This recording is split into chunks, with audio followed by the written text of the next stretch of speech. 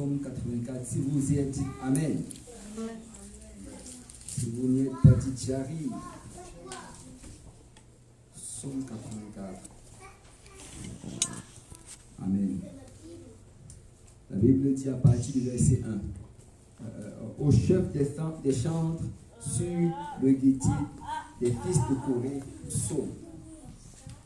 Que tes demeures sont aimables, Éternel des armées. Mon âme soupire et languit après les parvis de l'Éternel. Mon cœur et ma chair poussent le cri vers le Dieu vivant. Le passereau même trouve une maison, et l'hirondelle un nid où elle dépose ses petits. Tes autels, Éternel des armées, mon roi et mon Dieu. Heureux ceux qui habitent ta maison, ils peuvent te célébrer encore. Heureux ceux qui placent en toi leur appui, ils trouvent dans leur cœur des chemins tout tracés. Lorsqu'ils traversent la vallée de Baca, ils la transforment en lieu plein de sources. Et la pluie la couvre aussi de bénédictions. Leur force augmente pendant la marche et ils se présentent devant Dieu à Sion. Amen. Et ici le psalmiste, il est en train de raconter comment son cœur soupire, comment son cœur désire se trouver dans la présence du Seigneur. Et par la suite, il explique pourquoi. Il dit que parce que quand il est dans la présence du Seigneur, le Seigneur lui donne la force. Quand il est dans la présence du Seigneur, le Seigneur transforme la vallée de lamentation en montagne d'allégresse. Quand il est dans la présence du Seigneur, sa force augmente alors qu'il est en train de marcher. Alors je vais dire à quelqu'un ce soir, peut-être tu es fatigué, mais loue le Seigneur. Amen. Peut-être tu ne te sens pas fort, mais loue le Seigneur. Parce que le Seigneur va te donner la force. Amen. Si on peut pas nos mains pour le Seigneur, si on peut louer ce Dieu qui est si grand, si puissant. Alléluia. Alléluia. Gloire au nom du Seigneur.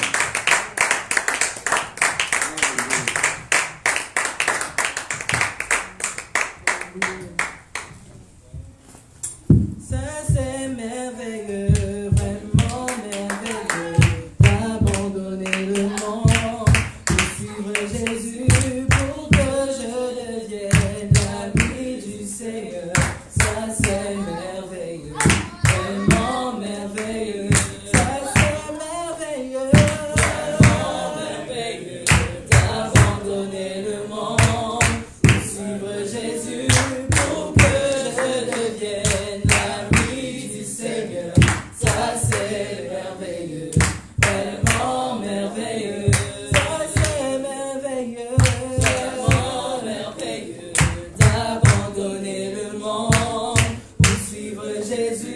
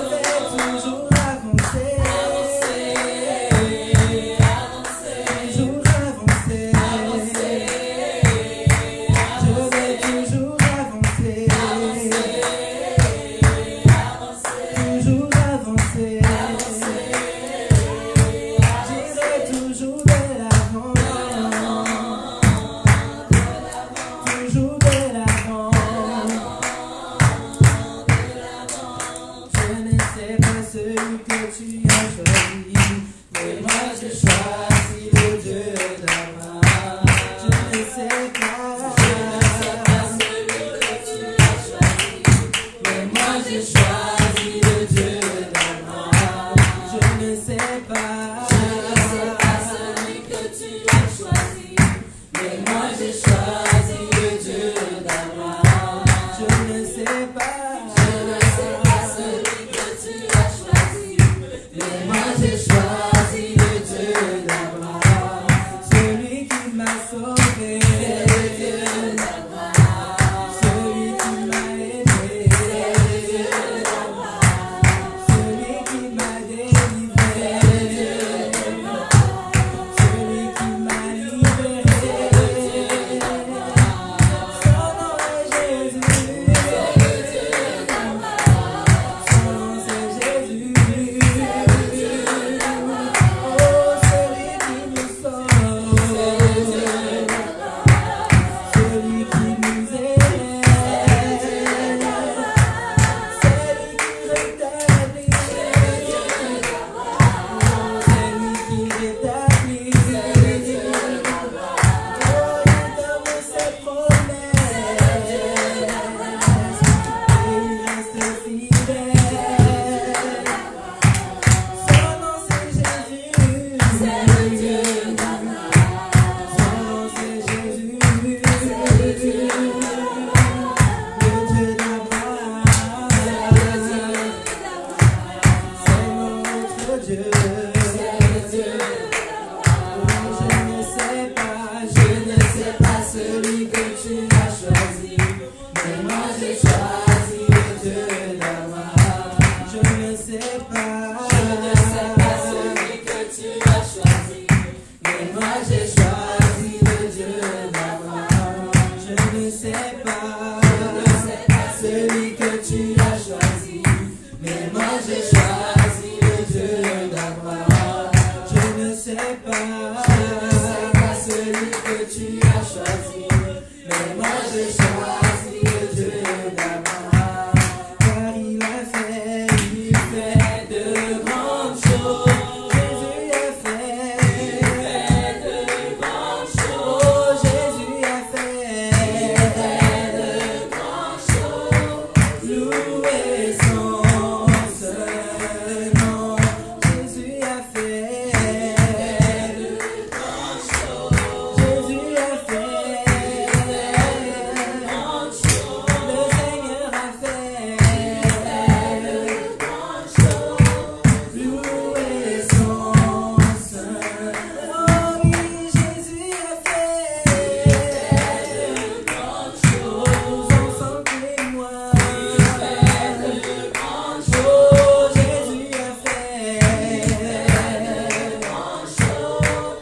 Louez son seul nom. Le Seigneur a fait de grandes choses. Jésus a fait de grandes choses. Il fait de grandes choses. Louez son seul nom. car il a fait, Il fait de grandes choses. l'Éternel a fait, Il fait de grandes choses. il a fait, Il fait de grandes choses. Louez son seul nom. car il va faire, Il fait de grandes choses. l'Éternel va faire, De grandes choses. oui, il va faire, Il fait de grandes choses. Louez son seul nom. Alléluia. Si on peut parler nous-mêmes pour le Seigneur Jésus ce soir.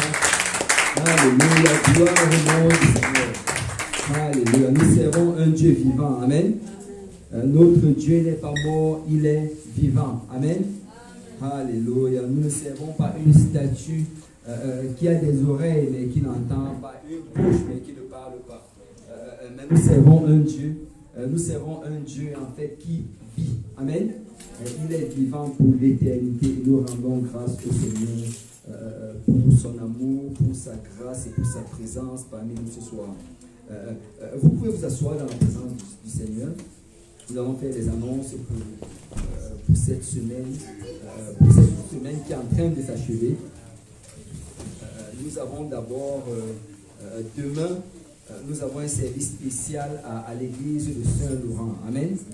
Donc demain soir, il n'y aura pas le service des jeunes à l'église de l'Est, mais tout le monde va se réunir à Saint-Laurent pour le service de vendredi saint. Et on a un prédicateur invité et je veux vraiment vous encourager. Venez demain écouter la parole du Seigneur et vous serez bénis.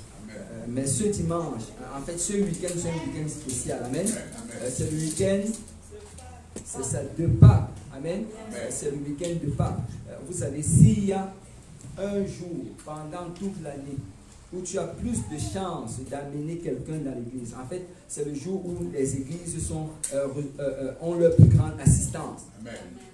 C'est le jour de Pâques. Amen. Dimanche de Pâques. Donc ce dimanche, écoute, peut-être tu as déjà invité cette personne plusieurs fois, elle n'est pas venue.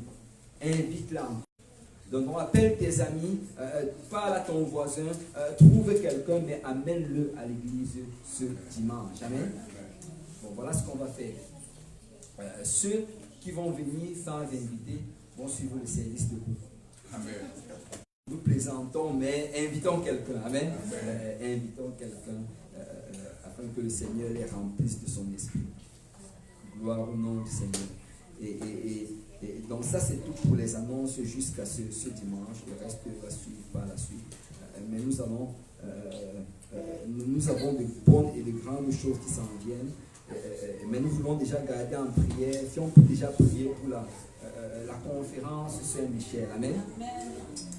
Nous avons déjà confirmé avec le prédicateur qui va venir. On aura un prédicateur invité. Et bientôt, vous allez savoir c'est qui. Mais moi, je crois que nous allons avoir un très bon moment. Amen. Un très bon moment. Commençons déjà à travailler sur des gens que nous allons inviter. Et nous allons avoir, comme nous l'avions déjà dit, le service le vendredi soir, service samedi matin. Et après cela, on aura un banquet et on aura le service du samedi soir. Et moi, je crois que le Seigneur va remplir beaucoup de personnes du Saint-Esprit. Amen. Gloire au nom du Seigneur. Et on va tous se lever dans la présence du Seigneur. On va aller vers le Seigneur avec nos dîmes et nos offrandes. Je crois que le frère Pierre va venir pour faire ici. On a des disciples qui sont en retard.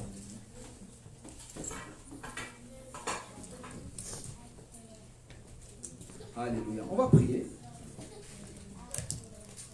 Prions le Seigneur, merci Père éternel pour ton amour, pour ta bonté, Papa. Merci pour cette présence que nous pouvons ressentir, Papa, dans ce lieu. Nous prions, Papa, que tu bénisses ces et ces offrandes, Père, qu'ils aident, Papa, à l'avancement de ton œuvre, que plusieurs âmes soient sauvées par toi à travers le monde. Salutation de grâce, nous avons ainsi prié, que tout le monde dise au nom de Jésus. Au nom de Jésus, vous pouvez vous asseoir dans la présence du Seigneur. Alléluia, gloire au nom du Seigneur. Le Seigneur répond, amen. Wow, juste une seule personne, amen. Le Seigneur est bon. Le Seigneur répond, amen. Le Seigneur répond, amen. Le Seigneur répond, amen. Amen. Le Seigneur est merveilleux. Et nous rendons grâce au Seigneur parce qu'il est bon en tout temps. Vous savez, le Seigneur est bon parce qu'il nous donne des choses. Mais le Seigneur est également bon parce qu'il ne nous donne pas certaines choses. Amen. Je vais le répéter pour que quelqu'un puisse le saisir. Le Seigneur est bon quand il te donne certaines choses. Le Seigneur est bon quand il refuse de te donner certaines choses.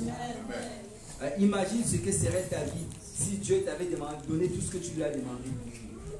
Vous savez, souvent on demande des choses à Dieu. C'est que quelques mois après qu'on réalise que Seigneur, je n'aurais pas dû demander cela. Mais nous rendons grâce à Dieu. Et Job a dit cela de cette manière. C'est lui qui a donné et c'est lui qui a repris. Béni soit le nom du Seigneur. Amen. Alléluia. Nous rendons grâce au Seigneur pour sa bonté. Nous allons continuer aujourd'hui avec l'étude biblique et ça va être la dernière partie de cette étude que nous avons commencé il y a quelques semaines. Et c'est sur les pierres de fondation. Amen. Les pierres de fondation. Et je ne sais pas si... Je crois que le frère Pierre est là en arrière. Mais globalement, on avait commencé cela et on avait déjà parlé de plusieurs pierres. Amen. Et j'aurais besoin en fait de quelqu'un pour vous faire avancer. Faire le chef, je peux juste faire avancer alors qu'on va lire. Et que quelqu'un dise Inukshuk. Inukshuk. Et on avait parlé de cela et on avait dit que parce que la région arctique de l'Amérique du Nord, entre l'Alaska et le Groenland, est-ce qu'il y a quelqu'un qui est déjà allé en Alaska ici? Personne? Le Groenland, le froid du Québec, c'est suffisant. Vous ne voulez pas aller essayer cela. Mais entre l'Alaska et le Groenland, il y a des gens qui vivent là-bas. Et cette zone-là, il y a beaucoup de toundra. Et ce sont vraiment de vastes plaines. Il n'y a pas de point de repère naturel. Et à cause de cela, pendant de nombreuses années, les peuples autochtones de ces régions ont utilisé des points de repère en pierre pour se naviguer. Et littéralement, ils ont fait, comme l'exemple que vous voyez sur ces photos, ils ont monté les pierres en forme d'homme. Et ce qu'ils faisaient en fait, c'est que quand ils trouvaient un lieu où il y avait de la nourriture, ou bien un lieu où il y avait un accès à de l'eau, ils allaient mettre cela comme pour marquer, comme signe que des hommes sont déjà passés par ici et qu'il y a quelque chose d'intéressant ici. Et quand tu regardes la parole de Dieu dans le livre de Josué, un monument similaire avait été érigé lorsque les enfants d'Israël ont traversé le Jourdain pour se rendre à la terre promise. Et Josué chapitre 4 verset 21, la Bible dit: lorsque vos enfants demanderont à leur père,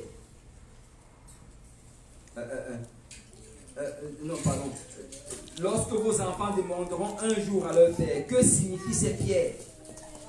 Vous en instruirez vos enfants et vous direz: Israël a passé ce Jourdain à sec.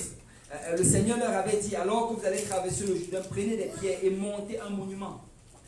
Comme ça, plus tard, quand vos enfants vont poser la question, vous allez pointer vers ce que j'ai fait. Amen. Et le Seigneur vraiment voulait leur donner un monument pour leur montrer que c'est par ce chemin que nous sommes passés pour aller à la terre promise. Mais quand tu viens dans le Nouveau Testament, nous avons également reçu un héritage. C'était transmis par des hommes et des femmes fidèles qui nous ont laissé un fondement solide. Vous savez, notre Bible, ça a été écrit par des hommes et des femmes fidèles, mais ils étaient inspirés par Dieu. Ce n'était pas d'eux-mêmes qui écrivaient ces choses, c'était vraiment l'Esprit de Dieu qui les inspirait. Et cette Bible, et ces histoires qui nous sont racontées dans cette Bible, ça tient vraiment comme un fondement, comme une fondation sur laquelle nous pouvons nous appuyer pour grandir dans le Seigneur. Et Éphésiens chapitre 2, verset 20, la Bible nous dit: vous avez été édifiés sur le fondement des apôtres et des prophètes, Jésus-Christ lui-même étant la pierre angulaire. Vous savez, l'Église est édifiée sur le fondement des apôtres et des prophètes. Tout autre fondement ne pourra pas tenir. Le seul fondement qui va tenir, c'est ce que les apôtres de Jésus-Christ ont enseigné. C'est pourquoi Paul dit que si même un ange du ciel, ou bien si quelqu'un d'autre, ou bien un autre apôtre quelconque, vient se présenter et dit quelque chose de contraire à ce qu'ils ont enseigné, cette personne est anathème. Amen. Parce que le fondement sur lequel on s'appuie, c'est celui des apôtres et des prophètes. Et c'était sur cette base que nous avons vraiment parlé des pierres de fondation. Et on a dit que les pierres de fondation, ce sont des choses sur lesquelles l'Église doit bâtir. Ce sont des choses qui doivent rester solides, des choses qui ne doivent pas être changées. Et comme on avait expliqué, dans une maison, c'est quand tu fais la rénovation, tu ne veux pas toucher à la fondation. Amen. De la même manière, dans l'église, vous savez, souvent, nous allons changer des programmes. Souvent, nous allons changer des activités. Souvent, nous allons changer certaines pratiques de l'église. C'est souvent, on va prendre... Il y a des églises qui prennent l'offrande au début du service. Il y a d'autres qui le prennent au milieu du service. Il y a certaines églises où le pasteur va se tenir et tout le monde va venir le saluer. Il y a d'autres où personne ne salue. Donc il y a certaines pratiques d'une église à un autre. Mais il y a une chose qui doit demeurer le même. Ce sont ces pierres de fondation. Amen. Et on a parlé des pierres de fondation. Là, je vais voir si vous ne dormiez pas qu'on en parlait. La première pierre de fondation, c'est ça, la Bible ou la parole de Dieu. Deuxième pierre de fondation, l'unicité. La doctrine selon laquelle il y a un seul Dieu. Troisième pierre de fondation, c'est le salut. L'enseignement sur le salut. Il n'y a pas deux autres évangiles. Il n'y a pas trois autres. Il n'y a qu'un seul évangile. Amen. Une seule manière d'être sauvé. Et cette manière, c'est par la repentance, le baptême d'eau au nom de Jésus-Christ pour le pardon de nos péchés. Et le baptême du Saint-Esprit. Parce que Jésus a dit, si tu ne nais d'eau et d'esprit, tu n'entreras pas dans le royaume des cieux. Et il était catégorique. Vous savez, souvent on va dire que vous êtes trop radical. Vous êtes trop ferme dans ce que vous dites. Jésus était encore plus radical. Il a dit clairement, si tu ne nais d'eau, baptême d'eau au nom de Jésus, si tu n'es pas baptisé au nom de Jésus-Christ, si tu ne nais d'esprit, si tu ne reçois pas le don du Saint-Esprit, tu ne vas pas entrer dans le royaume des cieux. Ce n'est pas moi, c'est Jésus qui le dit. Amen. Jean chapitre 3, verset 5. Donc, et la quatrième pierre de fondation qu'on a vue dernièrement, la sainteté. Et la Bible, vous savez, la Bible est vraiment, dans la Bible, il n'y a pas d'ambiguïté quand on parle de ces choses-là, de ces pierres de fondation. Et la Bible le dit très clairement dans Hébreux chapitre 12, verset 14. Recherchez la paix et la sanctification, sans laquelle nul ne verra le Seigneur.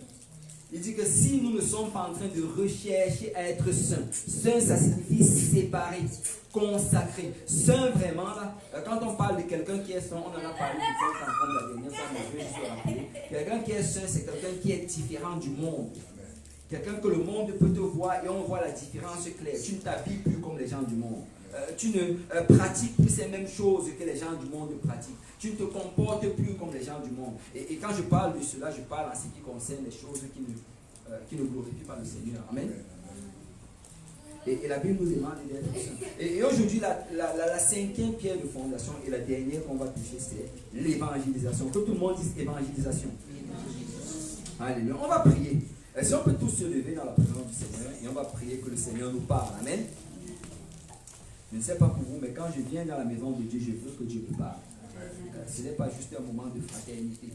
Ce n'est pas juste un moment où nous venons juste nous asseoir et compter les minutes qui passent. Mais nous voulons entendre de la part de Dieu. Amen. Et nous voulons sortir différents de comment nous sommes rentrés. Alléluia. Père Céleste, nous venons ce soir te dire merci. Merci pour ta présence parmi nous. Merci pour ton esprit que nous pouvons ressentir ici.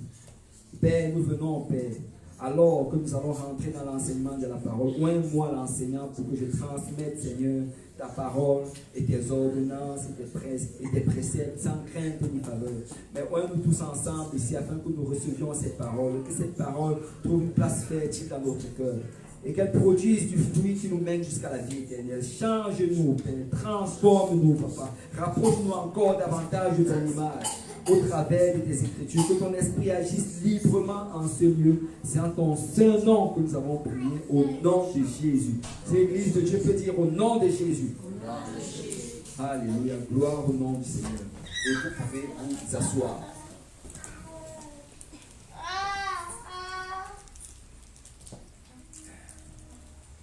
Donc, aujourd'hui, nous allons regarder notre cinquième pierre de fondation de l'évangélisation. Et vous savez, je suis content de ce que nous soyons une église qui est fondée sur la Bible. Amen. Nous sommes fondés sur la Bible. Et il y a une chose en fait qui est particulière d'habitude avec les églises pentecôtistes. C'est qu'aujourd'hui on utilise beaucoup le terme pentecôtiste à tort et à travers. Mais les véritables églises pentecôtistes sont des églises basées sur la Bible. Amen. et ils vont enseigner la Bible. On n'enseigne pas des philosophies. On n'enseigne pas des traditions que les pères de l'Église ont établies. Mais nous enseignons la Bible qui est la parole de Dieu. Amen. Et je le dis toujours, et je vais encore le redire, chaque fois que nous enseignons, je veux vraiment nous encourager et nous défier à regarder dans nos Bibles. Ne me faites pas juste confiance parce que je l'ai dit. Regardez pour voir si c'est dans votre Bible. Parce que nous serons jugés par la parole de Dieu. Amen. Et notre salut en dépend. Et nous devons faire comme la parole de Dieu demande. Donc nous sommes une église fondée sur la Bible. Nous sommes fondés sur l'unicité de Dieu. Sur le plan biblique du salut. Sur un style de vie basé sur la sanctification. Et ce sont 4 pierres de fondation dont nous avons parlé dans cette série. Et chacune d'entre elles est essentielle. Amen. Chacune est essentielle. Mais il y a une pierre qui, souvent, nous n'en parlons pas beaucoup, mais elle est aussi essentielle que les autres, et c'est l'évangélisation. Amen. Vous savez, très souvent, nous allons être conscients que nous devons être sauvés, que nous devons être saints, mais souvent, nous n'allons pas être conscients que nous avons une responsabilité d'évangéliser. Or, c'est une pierre qui est très très importante pour le salut. Là, je vais vous raconter une histoire. Il y avait une église comme la nôtre dans le livre des Actes. Et quand tu regardes cette église, elle avait vraiment toutes les 4 pierres de fondation qui étaient solidement établies au milieu d'elle. Et cette église, elle était connue pour la pureté de sa doctrine. Pour la profondeur de l'expérience qu'elle avait avec le Seigneur. Des signes et des miracles se produisaient dans cette église. Et l'église dont je suis en train de parler, c'est l'église primitive. Amen. La toute première église qui était à Jérusalem. Cependant, malgré tout ce qu'elle possédait, cela n'a pas suffi.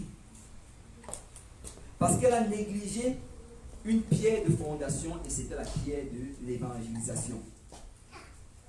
Et quand tu commences à étudier le livre des Actes, tu réalises vraiment que le Seigneur, qui avait placé sa bénédiction sur cette église, cette bénédiction a commencé à s'éloigner et finalement se retrouver dans une autre église qui, elle, avait établi au milieu d'elle la pierre de fondation qu'est l'évangélisation. Et ça, c'est l'église d'Antioche. Amen. Et nous ne devons pas arriver à cela. Nous devons réaliser la responsabilité que nous avons. Parce que si nous oublions cette pierre de fondation, laissez-moi vous dire que la faveur de Dieu va commencer à s'éloigner de nous. Vous savez, il n'y a rien de plus important pour le Seigneur qu'une âme. Amen. Amen. Je vais le répéter. Il n'y a rien de plus important pour le Seigneur qu'une âme. Amen. Vous savez, Dieu ne prend pas l'âme à la légère. La Bible dit que c'est la volonté de Dieu que nul ne périsse. Dieu n'est pas satisfait quand ne serait-ce qu'un seul de ses enfants va en enfer. Chaque âme est très importante pour le Seigneur. Et quand tu étudies même la Bible nous dit que l'âme est plus importante que toute chose dans le monde entier. Regardez Matthieu chapitre 16, verset 26. Et que servirait-il que servirait-il à un homme de gagner tout le monde s'il perdait son âme? Ou que donnerait un homme en échange de son âme? C'est la Bible dit, qu'est-ce que ça te servirait? Et souvent nous oublions ceci. La Bible dit que même si tu gagnes le monde entier, tu deviens l'homme ou la femme la plus puissante sur la face de la terre, l'homme, la femme la plus riche, ou la plus intelligente, ou la plus connue. Tu sais, si à la fin de tes 70 ans de vie, ou bien 80 ans de vie, tu vas en enfer, tout cela ne t'aura servi à rien. Amen. Et Dieu place une importance particulière sur l'âme. Et nous également, nous devons placer une importance particulière sur l'âme.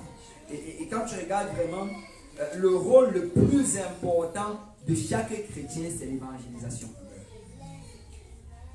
Je vais poser une question ici à quelqu'un. La Bible dit,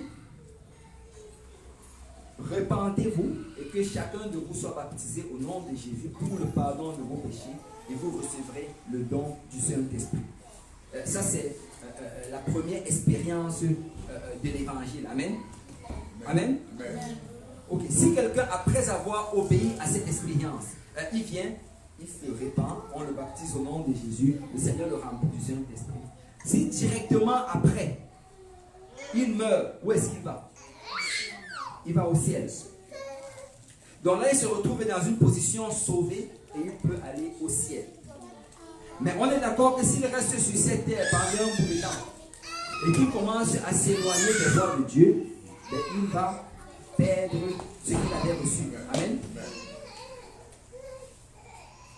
Donc quand tu regardes cela, tu te dis que peut-être la meilleure chose que Dieu aurait pu faire pour nous, c'est que dès que nous obéissons à l'évangile, on tombe dans le... Il y a un prédicateur qui a même dit cela, que souvent, il y a certaines personnes qu'il voit, c'est un pasteur, il dit qu'il y a certains de ses fidèles qu'il voit, et ils sont toujours en haut et en bas avec les choses de Dieu. Et que tantôt ils sont avec Dieu, tantôt ils ne sont pas. Et il a toujours une certaine crainte par rapport au salut de cette personne. Il se disait que peut-être la meilleure idée qu'il aurait pu faire, c'est que dès qu'il baptise la personne au nom de Jésus et elle sort de l'eau, et qu'il prie pour elle, elle reçoit le don du Saint-Esprit. Il pouvait prendre une âme directement, pouf, comme s'il allait s'assurer de son salut.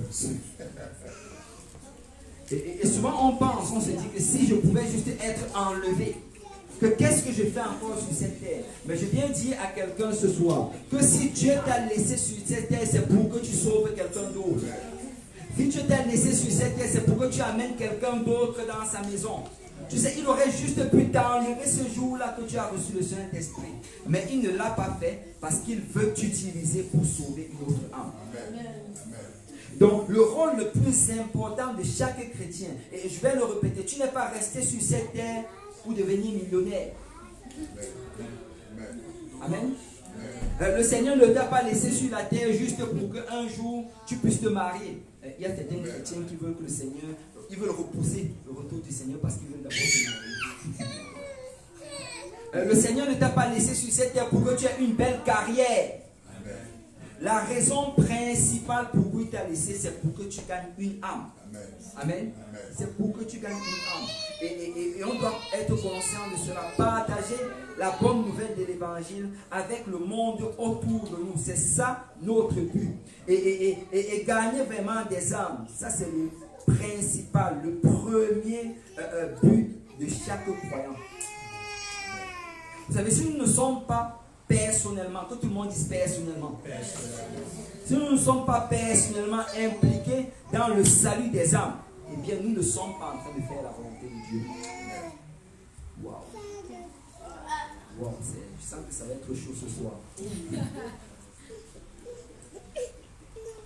Proverbe 11, verset 30. Très bien, si tu peux lire. Le fruit du juste est un arbre de vie et le sage s'empare des âmes. Le fruit du juste est un arbre de vie. Le sage s'empare des âmes. La Bible appelle le sage celui-là qui s'empare des âmes. C'est sage que de travailler pour le salut des âmes. Amen. Prochain verset, Daniel 12, 3. Ceux qui auront été intelligents brilleront comme la splendeur du ciel, et ceux qui auront enseigné la justice à la multitude brilleront comme les étoiles à toujours et à perpétuité. Ceux qui auront été intelligents vont briller comme la splendeur du ciel, et ceux qui auront enseigné la justice à la multitude brilleront comme les étoiles à toujours et à perpétuité. La Bible dit d'abord que si tu es impliqué dans le salut des âmes, tu es sage et tu es intelligent. Et la Bible nous dit ici que ceux-là qui auront travaillé pour le salut des âmes auront une grande récompense. Vous savez, quand on sera de l'autre côté, notre récompense ne sera pas basée sur notre fidélité à juste venir dans la maison de Dieu. Notre récompense ne sera pas basée sur je ne sais pas, notre gentillesse. les uns envers les autres. Notre récompense ne sera pas basée sur comment nous avons dansé et célébré le Seigneur. Mais notre récompense sera basée sur l'effort qu'on aura mis pour sauver des âmes. Vous savez, sauver les âmes, c'est la chose la plus importante pour le Seigneur. C'est ça le battement du cœur du Seigneur. Vous savez, quand un père a des enfants, son désir, c'est que ses enfants soient en sécurité. Amen. Et le désir de notre Père, c'est que le maximum de ses enfants se trouve de son côté. Amen. Vous savez, Jésus, avant de partir, il a donné un seul commandement à ses disciples. Il a donné un commandement. Et souvent, nous lisons cela, nous le citons, mais nous ne le mettons pas en pratique. Regardez Marc 16, verset 15. Puis il leur dit, allez par tout le monde et prêchez la bonne nouvelle à toute la création. Juste avant de monter au ciel, il se tourne et dit, allez par tout le monde et prêchez la bonne nouvelle à toute la création. Vous savez là, ce que Jésus nous a demandé, souvent on va dire, oh Seigneur, quelle est ta volonté dans ma vie? La volonté de Jésus dans ta vie, c'est Marc 16, 15. Il te dit, allez, allez. Et il nous interpelle vraiment, il nous donne cette responsabilité-là. Et il nous engage, on appelle ça la grande commission. Allez, et chaque chrétien doit être impliqué d'une certaine manière dans le salut des âmes. Vous savez, en fait, la seule raison pour laquelle nous avons reçu le Saint-Esprit, c'est le salut des âmes. Amen. Regardez Acte 1, 8. Mais vous recevrez une puissance, le Saint-Esprit survenant sur vous, et vous serez mes témoins à Jérusalem, dans toute la Judée, dans la Samarie et jusqu'aux extrémités de la terre. Amen. La Bible nous dit ici que Jésus leur dit, mais vous recevrez une puissance, que tout le monde dise puissance. Puissance. Le Saint-Esprit survenant sur vous, et vous serez mes témoins. Donc le but de la puissance, c'est pour devenir des... Amen. Donc le but de la puissance, c'est pour devenir des témoins. Et quand tu regardes ici, très souvent nous allons avoir la puissance, mais nous n'allons pas être des témoins. Donc, le Saint-Esprit ne nous a pas été donné juste pour que nous parlons en d'autres langues. Le Saint-Esprit ne nous a pas été donné juste pour que nous ressentions la présence de Dieu quand nous sommes dans sa maison, ou bien quand nous sommes en train de le louer et de l'adorer. Mais le Saint-Esprit nous a été donné pour que nous ayons la puissance d'être des témoins.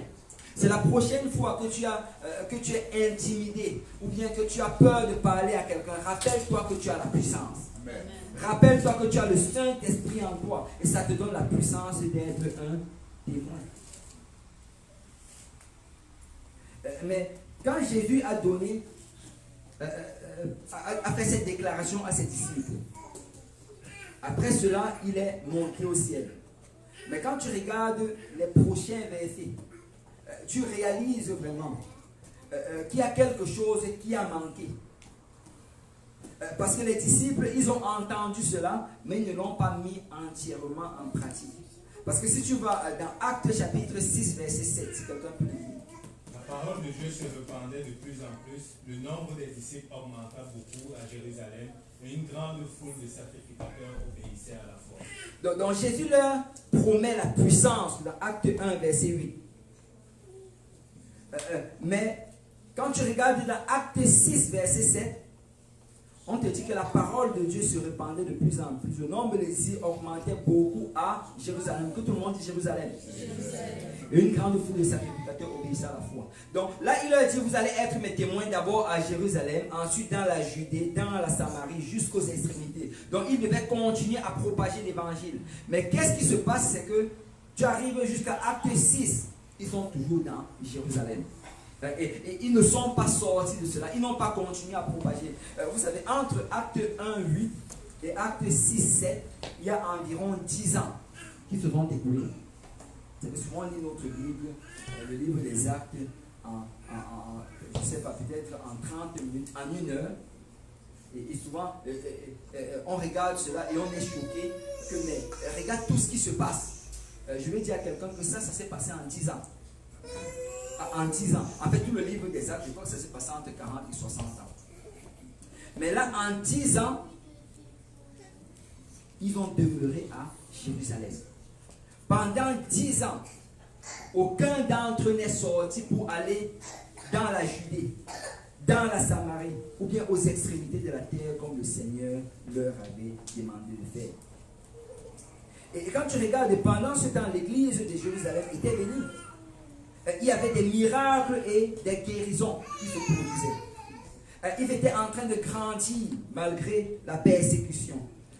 Même l'opposition, il y avait beaucoup d'opposition interne, il y avait des conflits, mais malgré cela, l'église continuait à prospérer. Et si tu regardes, à Jérusalem, il y avait un grand réveil. En fait, le taux de croissance était vraiment impressionnant. On nous dit, dans Acte 2, 41, que 3000 personnes ont obéi à l'évangile. Acte 4, 4, 5000 hommes. Acte 5, 14, on te dit une multitude d'hommes et de femmes. Et même le acte 6, 7 qu'on vient de lire, on te parle d'un grand nombre de sacrificateurs. Mais tout cela, ça s'est passé uniquement dans Jérusalem. Ils ne sont pas sortis de Jérusalem. Vous savez, Jérusalem a certainement apprécié les riches bénédictions du Seigneur pendant cette décennie. Et il y avait beaucoup d'âmes qui venaient au salut. Et il y avait un grand réveil. Mais il y avait un problème dans cela. C'est que 99,9% de la population mondiale ne vivait pas à Jérusalem. Donc il s'était juste réservé à 0,01%. Et ils étaient contents de juste rester dans Jérusalem et de voir les grandes choses du Seigneur arriver.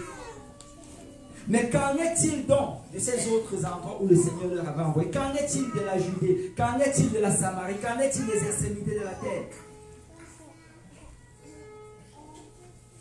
Vous savez, dans beaucoup de nos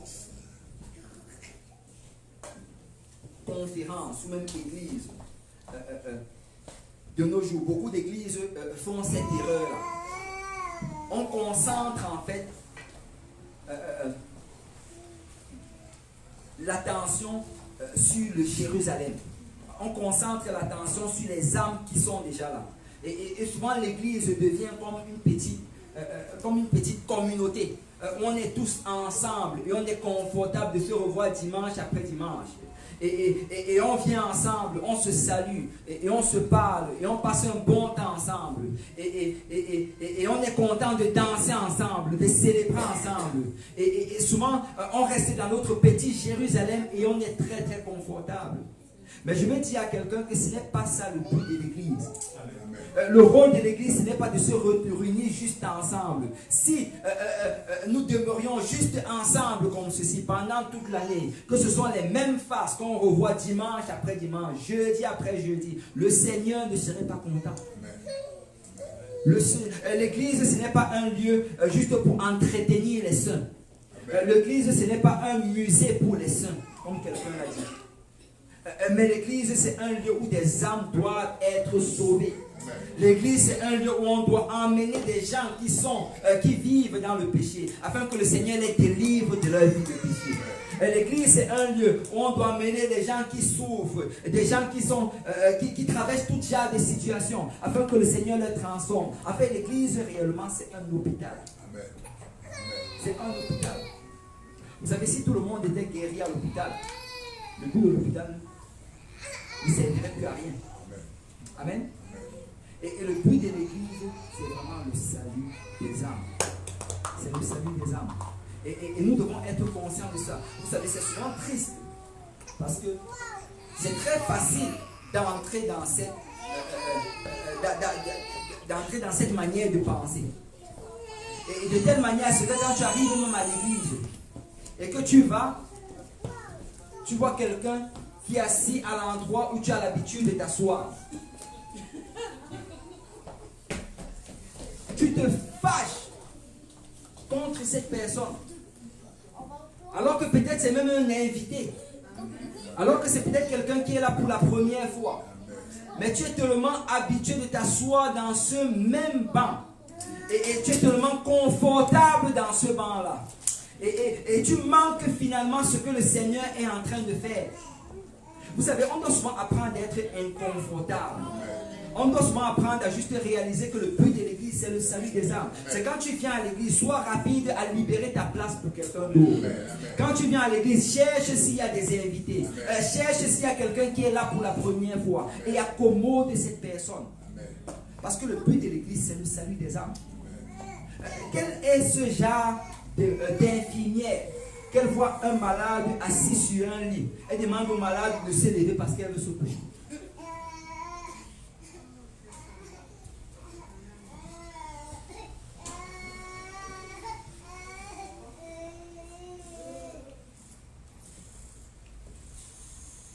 Nous avons reçu le pouvoir. Amen.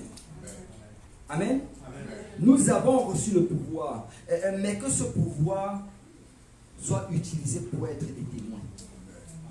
Nous devons trouver un moyen pour témoigner. Nous devons trouver un moyen pour travailler pour le salut des âmes. Parce que réellement, c'est la raison pourquoi nous avons reçu ce pouvoir.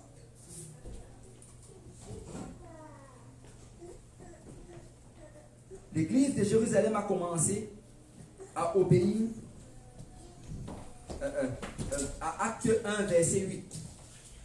Mais elle s'est arrêtée trop tôt. Elle a commencé à travailler à Jérusalem. Mais elle s'est juste arrêtée à Jérusalem. Et elle voulait juste travailler avec ses semblables, les gens qui la ressemblaient. Elle n'était pas intéressée à faire l'effort pour aller dans la Judée ou même dans la Samarie. Mais elle voulait juste travailler avec les gens qui la ressemblaient. Et quand tu regardes même dans Acte 1, verset 6, une question qu'ils avaient, je ne l'ai pas là, mais Acte 1, verset 6, la question qu'ils ont posée au Seigneur quand il leur a demandé d'aller attendre à Jérusalem, la question qu'ils posaient, c'était quand est-ce que tu vas restaurer le royaume? Donc en fait, ils étaient assis dans la maison de Dieu. Ils attendaient juste le retour du Seigneur, sans réaliser que la raison pourquoi ils sont assis dans la maison de Dieu, c'est pour le salut des âmes. C'est pour le salut des âmes. Et je veux juste interpeller quelqu'un ce soir. Ton rôle, c'est de sauver une âme. Mon rôle, c'est de sauver une âme. Nous devons avoir un plan d'évangélisation personnelle. Nous devons être engagés dans l'évangélisation personnellement. Il voulait juste s'asseoir à Jérusalem et attendre que les nations viennent à eux. Mais ce n'était pas ça le rôle de l'Église. Luc chapitre 14, verset 23. Et le maître dit au serviteur, va dans les chemins et le long des haies, et ceux qui se trouvera contraint d'entrer afin que ma maison soit remplie. Regardez, la Bible dit ici que le maître dit au serviteur, va dans les chemins. Ce n'est pas reste dans l'église. Ce n'est pas reste dans un lieu de confort. Mais tu dois aller, que tout le monde dise aller. Il dit, va dans les chemins et le long des haies. Et ceux que tu trouveras, contrains-les d'entrer afin que ma maison soit remplie. Vous savez, souvent on demande en début d'année qui veut gagner une âme pendant l'année. Souvent on le demande et la plupart du temps tout le monde lève la main. Mais à la fin de l'année, quand on demande finalement qui a gagné une âme, très peu vont lever la main. Souvent on demande qui s'engage à donner une étude biblique pendant l'année. Beaucoup lèvent la main. Mais à la fin de l'année, très peu sont finalement ceux qui ont donné une étude biblique. Et la raison, c'est ceci. C'est que nous pensons très souvent que nous allons juste rester assis dans la maison de Dieu et que d'une manière ou d'une autre, le Seigneur va nous utiliser pour gagner une âme. Ou bien d'une manière ou d'une autre, le Seigneur va mettre quelqu'un sur notre route pour qu'on lui enseigne une étude biblique. Mais le Seigneur dit ici, allez, va chercher. C'est si tu vas gagner une âme dans le Seigneur, ça va prendre un effort personnel. Si tu vas donner une étude biblique, ça va prendre un effort personnel. Tu ne peux pas juste rester dans ton Jérusalem et croire que tout va te tomber dessus. Mais ça doit être intentionnel. Que quelqu'un dise intentionnel. Si tu dois faire un disciple dans le Seigneur, c'est intentionnel. Ce n'est pas par hasard. Ça va prendre que quand tu arrives dans ton école ou bien dans ton lieu de travail, que tu regardes et que tu vois vraiment quelqu'un à qui tu pourras donner une étude biblique. Ou même dans ton quartier, tu dois être intentionnel par rapport à cela. Si tu parles juste de la météo, du matin jusqu'au soir, avec les gens que tu rencontres, tu vas pouvoir enfiler l'étude biblique à personne. Quand tu rencontres quelqu'un, sois intentionnel. Cherche un moyen de lui proposer une étude biblique. Cherche un moyen de l'inviter dans la maison de Dieu. Que quelqu'un dise intentionnel. Mais les statistiques nous montrent que, et c'est vraiment une tendance quasi universelle, que les chrétiens, le plus ils sont dans la maison du Seigneur, le plus ils se déconnectent de ceux qui ne sont pas sauvés ou bien proches de l'Église. Plus tu es dans la maison de Dieu, plus tu n'as aucun contact avec le monde extérieur.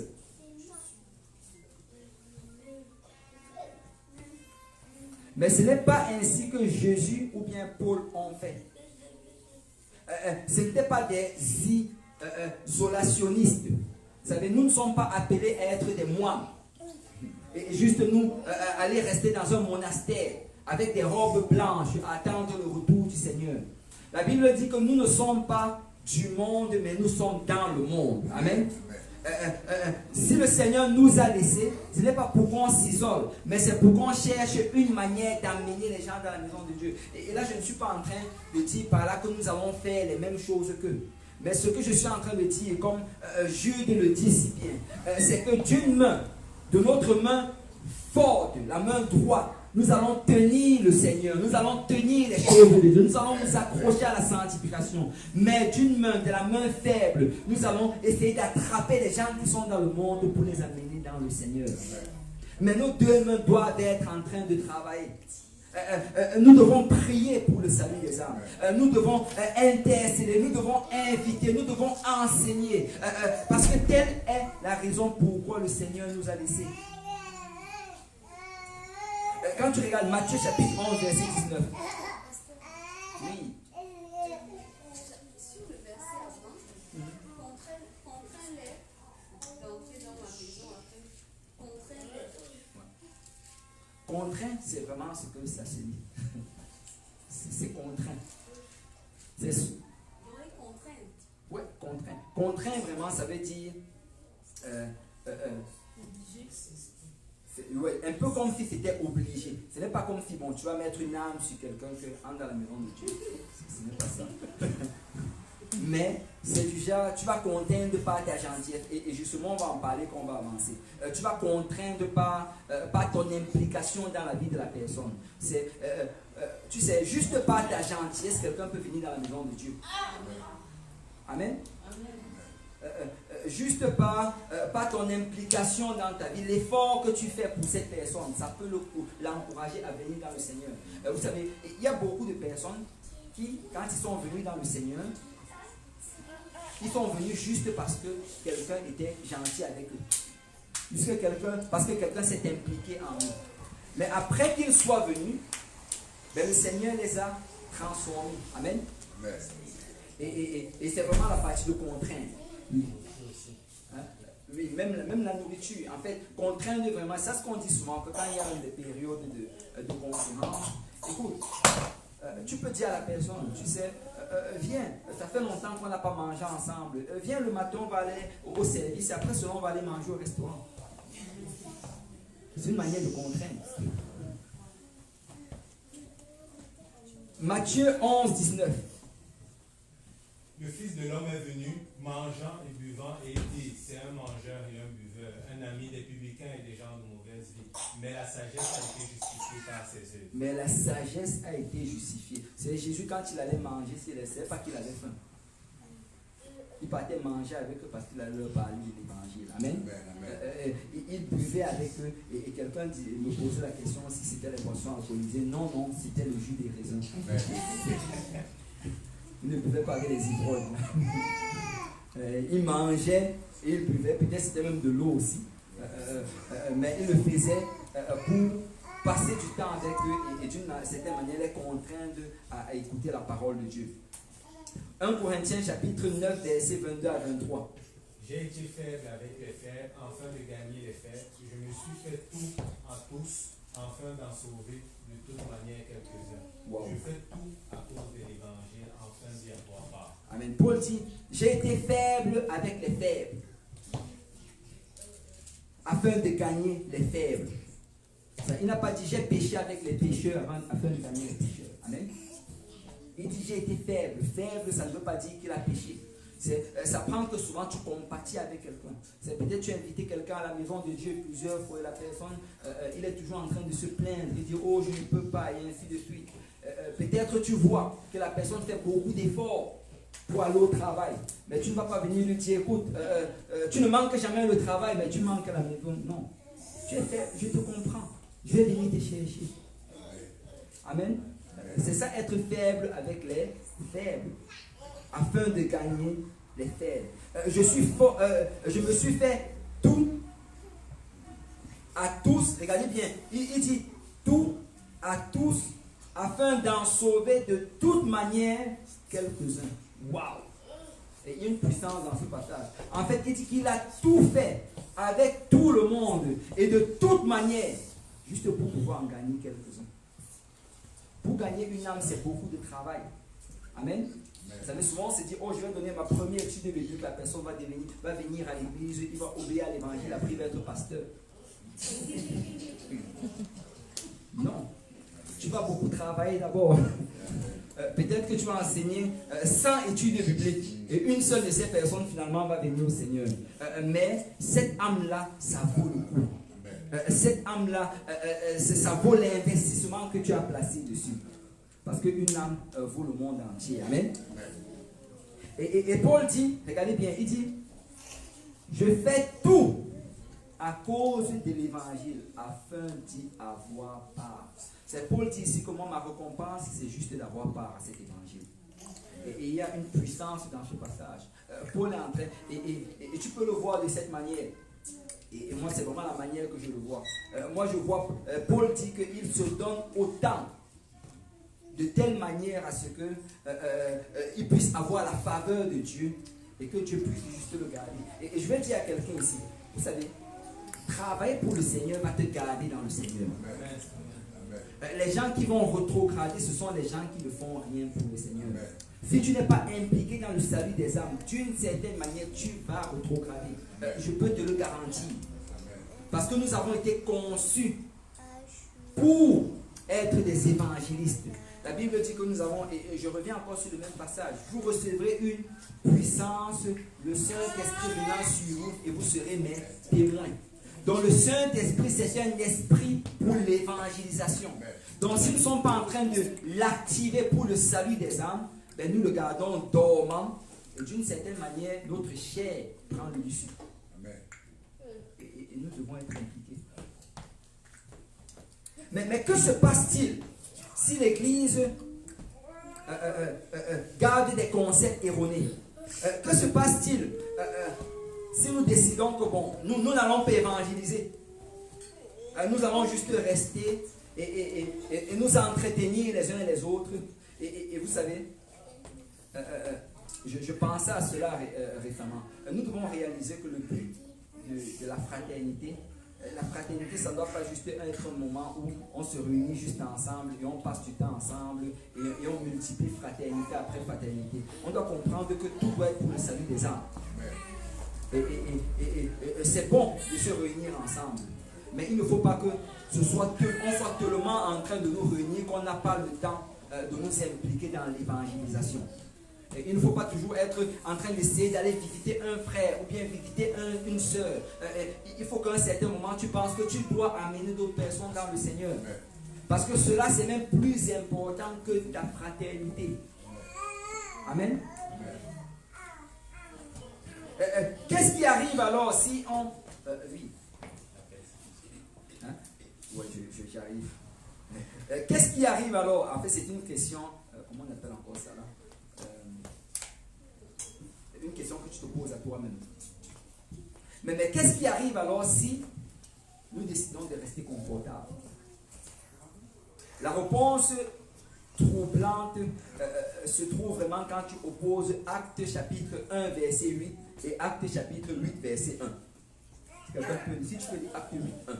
Saul avait approuvé le meurtre d'Étienne et il y eut en ce jour-là une grande persécution contre l'église de Jérusalem et tous, excepté les apôtres, se dispersaient dans la contrée de Judée et de la Samarie. Amen. Et la Bible dit alors que qu'est-ce qui s'est passé? Comme il n'était pas en train de travailler pour le Seigneur, la persécution est venue. La lune de miel de 10 ans a été brisée par le martyre d'Étienne. Étienne a été lapidé. Et c'était dirigé par Saul de Tarse, qui est plus tard devenu Paul. Et quand c'est arrivé soudainement, les disciples ont été dispersés un peu partout. Et alors qu'ils étaient en train de partir, il y a eu commencé des choses qui se produisaient maintenant en Judée et en Samarie. Ils ne voulaient pas évangéliser, ils ne voulaient pas partir en Judée et en Samarie. Mais le Seigneur a envoyé la persécution. Et là maintenant, ils sont partis. Vous savez, quand nous sommes des enfants de Dieu, quand nous servons le Seigneur, et que nous sommes soumis à l'Esprit de Dieu, d'une manière ou d'une autre, le Seigneur va nous amener à faire ce que nous sommes appelés à faire. Amen. Et qu'est-ce qu'il a fait avec son église? C'est qu'il a envoyé la persécution. C'est souvent tu vas rester, tu vas te dire, oh, pourquoi est-ce que je fais face à autant et autant de problèmes? Est-ce que tu es en train d'évangéliser? Pourquoi est-ce que j'ai autant de problèmes financiers? Est-ce que tu es en train d'évangéliser? Peut-être le Seigneur est en train de te parler. Amen. Et c'est dans cet acte de persécution rapide que Dieu a vraiment imposé l'obéissance à son église et les a obligés à se mobiliser. En fait, la mort d'Étienne a probablement apporté la plus grande obéissance à la grande commission que tu peux voir dans toute l'histoire de l'humanité.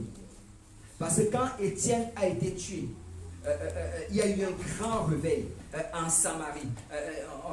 On nous parle de Philippe qui est descendu en Samarie et toute la ville de Samarie s'est tournée vers le Seigneur.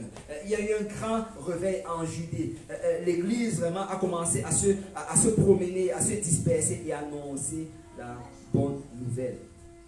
Et ultimement, c'est ça qui a mené à la conversion de Paul. Et quand tu regardes ici, le message est à la fois impressionnant et en même temps craintif. Parce que ce que tu peux tirer de ceci, c'est que Dieu aime tellement les âmes perdues qu'il est prêt à nous laisser traverser certaines choses pour permettre que ces âmes soient sauvées. Dieu aime tellement les âmes perdues qu'il va permettre que les enfants de Dieu traversent certaines tribulations et certaines persécutions afin que les âmes soient sauvées. Vous savez, Dieu est plus intéressé par le salut des âmes que par ton confort personnel. Ça, c'est une révélation pour quelqu'un. Dieu est plus intéressé par le salut des âmes que par ton confort personnel. C'est tu pries, tu continues à demander des choses à Dieu jour après jour et tu ne les obtiens pas. C'est parce que Dieu attend que tu travailles pour les âmes. Amen. Waouh, là ça devient vraiment silencieux.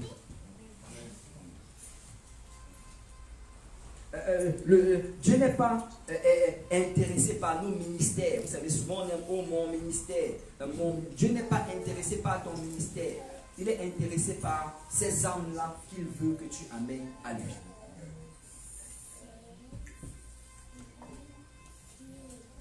Si nous ne voulons pas partir, alors Dieu va agir. Amen. Dieu va agir.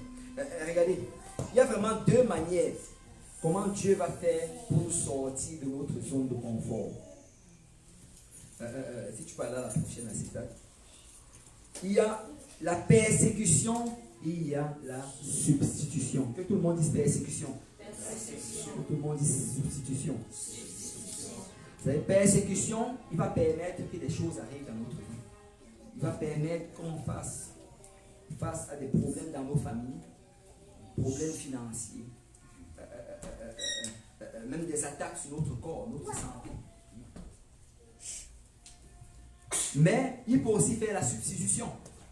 Si après avoir fait cela, tu continues à t'entêter, à ne pas vouloir répondre à l'appel du Seigneur, il peut juste te changer.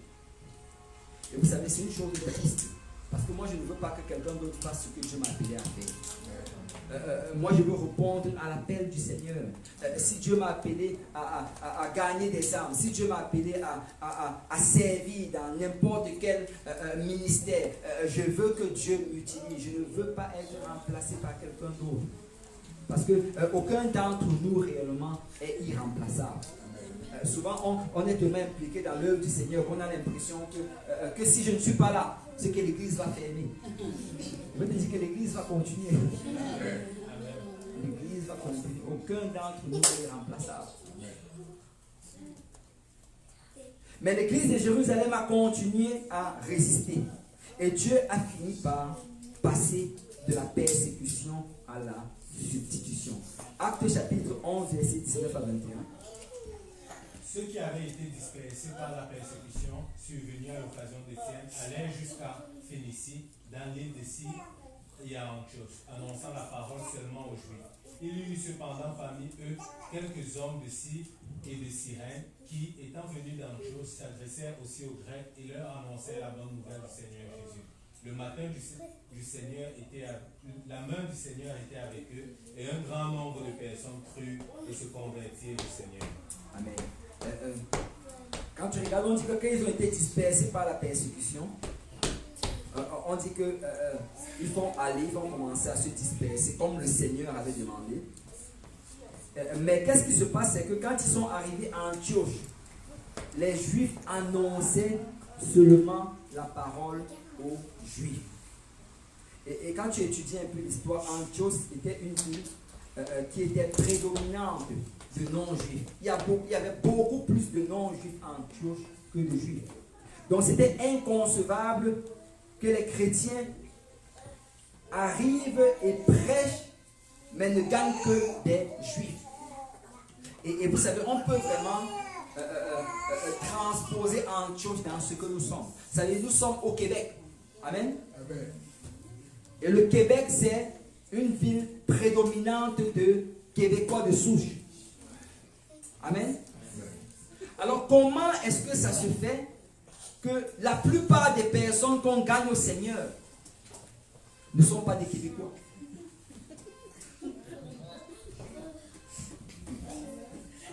On peut chercher toutes les raisons qu'on veut. On peut justifier comme on veut. Mais ce qu'il en est, c'est qu'on est en train de vivre la même chose que ces Juifs de Jérusalem faisaient. Ils sont arrivés et ceux qu'ils regardaient, c'était les Juifs. Je veux dire à quelqu'un que le Seigneur veut sauver également les Québécois. Le Seigneur veut sauver les Québécois. Et selon notre nature humaine, notre zone de confort, c'est que si je suis Camerounais, c'est facile de parler à un Camerounais. Si je suis haïtien, c'est facile de parler à un haïtien. Si je suis ivoirien, c'est facile de parler à un ivoirien. Mais nous devons comprendre que le Seigneur est intéressé également par les autres âmes. Je ne dis pas qu'on va arrêter de parler à ceux de nos nations, mais nous devons être intentionnels à parler aux autres. Et vous savez, vraiment pour amener, j'avais déjà prié et pensé par rapport à cela. Ce que le Seigneur m'a mis à cœur, c'est que si nous allons gagner le peuple du Québec, c'est en devenant leurs amis. Amen. Ça prend juste l'amitié. Ne pense pas que ça va juste être que tu vas t'élever, tu vas parler de solo. Parle, continue à parler comme ça, mais réalise que ceux avec qui tu peux devenir ami, deviens ami et partage-leur les voies de Dieu. Ne reste pas juste toujours avec les Camerounais. Et après tu sors, tu vas parler au Québécois, après tu reviens toujours juste rester avec les Camerounais. Mélange-toi avec les autres. Sois intentionnel dans ton évangélisation. Sois intentionnel dans ton évangélisation. Parce que c'est très facile de juste rester et parler avec les gens qui nous ressemblent. C'est très facile. On reste ensemble, on parle ensemble, on mange la nourriture du pays.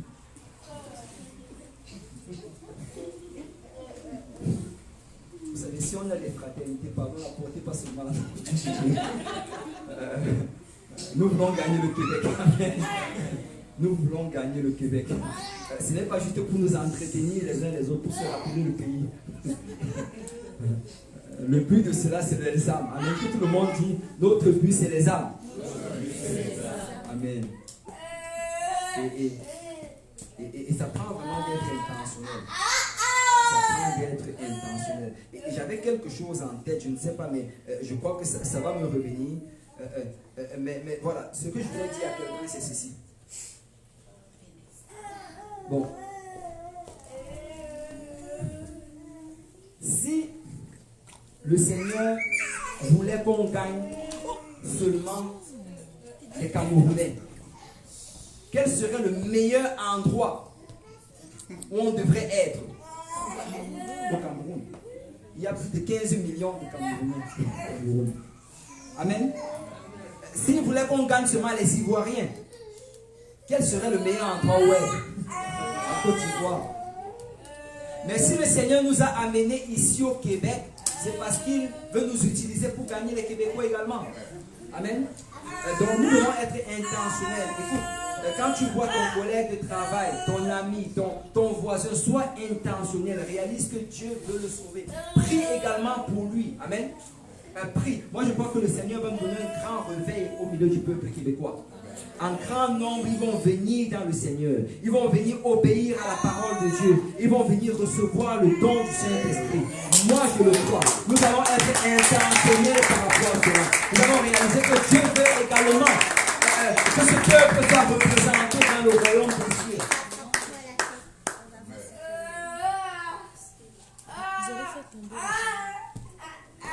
Mais ce qui s'est passé avec les Juifs, c'est que leur vision était limitée uniquement sur les Juifs et leur culture religieuse. Mais je rends grâce au Seigneur qui avait ce deuxième groupe. Et la Bible dit que ce deuxième groupe ne venait pas de Jérusalem. Il venait de Chypre, de Cyrène. Et eux, ils ont suivi pleinement la volonté de Dieu. Ils ont ciblé leur effort pour atteindre la majorité grecque qui se trouvait dans la population d'Antioche. Et la main du Seigneur était sur eux. Quand tu regardes vraiment, la Bible dit, regardez bien, que la main du Seigneur était avec eux. Et un grand nombre de personnes crurent et se convertirent. Et ce fut vraiment à ce moment-là que l'église d'Antioche est née. Et cette église, elle n'était pas juste une sous-culture des Juifs de Jérusalem. Mais quand tu regardes cette église, il y avait plusieurs gentils païens qui étaient représentés. Et c'était, la plupart d'entre eux, c'était des gens qui ne connaissaient pas la parole de Dieu. La plupart d'entre eux, c'était des gens qui n'avaient pas la culture juive. Mais Dieu voulait également les sauver. Et quand tu regardes, en fait, quand tu regardes Acte 17, on va parler là-bas, mais Acte 17, 6, on nous dit vraiment que c'est en ce moment-là, et c'est pour cette raison-là qu'ils vont bouleverser le monde autour d'eux. C'est quand tu as vraiment une vision pour le salut des âmes. Et quand tu ne regardes pas la couleur de l'âme. Parce que je vais dire à quelqu'un que l'âme n'a pas de couleur. Amen. Quand tu ne regardes pas la couleur de l'âme, Dieu va t'utiliser puissamment. Ne crois pas que le Seigneur t'a envoyé juste pour sauver les gens qui te ressemblent. Nous sommes tous des enfants de Dieu. Dieu ne fait point exception de personne. Et nous devons réaliser que Dieu veut sauver aussi bien les Africains que les Québécois, que les Américains. Écoute, nous devons juste avoir les yeux vers l'âme. Amen. Quand tu regardes quelqu'un, regarde une personne comme un âme. Vous savez, une chose qui va souvent être un frein pour le réveil que le Seigneur veut donner à son église, ou bien même aux individus, c'est souvent le manque d'amour. Et je vais m'expliquer. Vous savez, souvent, quelqu'un va être ici au Québec, mais malgré ça, il va continuer jour après jour à critiquer la culture québécoise. Il va toujours dire, oh, dans mon pays, c'était comme ceci. Oh, chez nous, on a les meilleurs fruits. Chez nous, on a la meilleure nourriture. chez nous, vraiment, les gens sont gentils. Mais si chez toi est aussi bon que ça, pourquoi tu n'y rentres pas?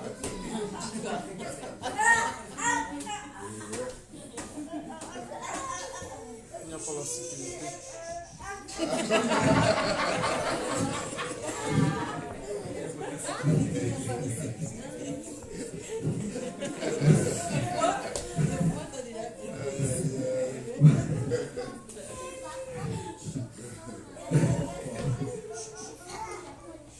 Vous savez, si nous sommes ici, mais apprécions que nous soyons ici. Amen. Apprécions les bénédictions que nous avons ici. Apprécions la grâce que le Seigneur nous a amenée. Vous savez, je ne sais pas pour vous, mais moi j'ai décidé de me mettre dans le ski. Le sport d'hiver. Parce que je suis au Québec. Je suis québécois. Je suis québécois. Et si tu es venu ici, et si tu profites des biens qui sont ici, ben, considère-toi comme étant d'ici. Et ça va vraiment prendre cela. Vous savez, si tu veux que le Seigneur te donne, te permette de gagner les Québécois au Seigneur, il faut que tu commences à aimer les Québécois. Il faut que tu commences à aimer le Québec.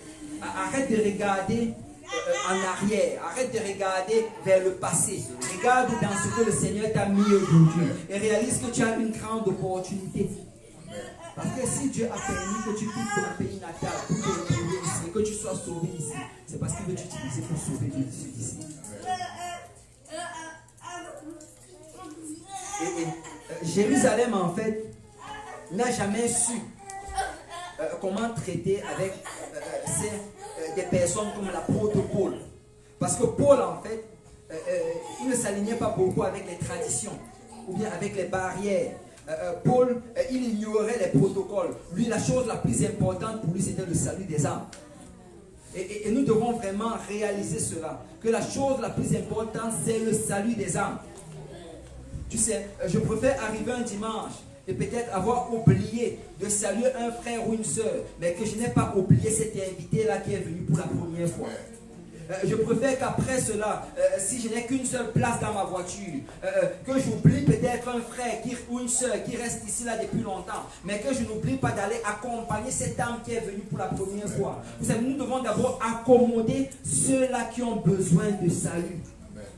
Écoute, ton frère, il va se fâcher. Ta soeur, elle va se fâcher. Elle va aller prier, le Seigneur va la réprimander. Et elle va revenir dans la maison du Seigneur. Mais cette âme-là, peut-être que tu l'as perdue. Amen. Et nous devons vraiment être intentionnels pour le salut des âmes. Nous devons favoriser. Vous savez, quand un bébé naît dans une famille, peu importe le nombre de petits enfants qui étaient là, le bébé a la priorité. Amen. Et dans le Seigneur, quelqu'un qui obéit à l'évangile, quelqu'un qui vient et donne sa vie au Seigneur, c'est un bébé spirituel. Et on doit lui donner la priorité. On doit vraiment nous assurer que nous lui donnons le meilleur de ce que nous pouvons lui donner avant même de le donner aux autres frères et sœurs. Parce que c'est un bébé spirituel. Et en passant, ceux-là qui veulent trop avoir l'attention, c'est parce qu'eux-mêmes ne s'occupent pas d'autres bébés spirituels. C'est quand une maman a un enfant, si avant elle était très égoïste et égocentrique, elle va changer. Parce que là maintenant, elle a un bébé. Et son attitude va changer. Et très souvent, les gens qui sont très égoïstes et égocentriques, qui veulent toujours recevoir, c'est parce qu'ils ne sont pas impliqués dans le salut des âmes. C'est si tu es impliqué dans le salut des âmes, peu importe ce que ton frère va dire de toi, ça n'a pas d'importance. Je suis en train de chercher à gagner les âmes. Peu importe le commérage qu'il y aura sur toi, ça n'a pas d'importance. Mes yeux sont vers les âmes. Et quand tu regardes vraiment, c'est la raison pourquoi Paul, on l'avait envoyé à Tars. C'est quand Paul est venu, il a commencé à raconter les choses que le Seigneur avait fait alors qu'il allait prêcher l'évangile. On lui a dit, va d'abord te reposer à Tars. Parce que les choses qu'il disait, il n'était pas très à l'aise à l'église de Jérusalem avec cela. Eux, ils étaient juste habitués à la tradition.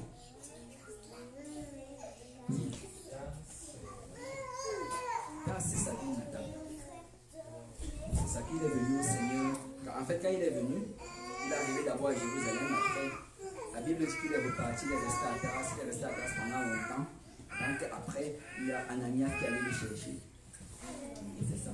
Parce que Paul, en fait, ce que Paul racontait, il n'était pas confortable. Ça leur faisait sortir de leur zone de confort.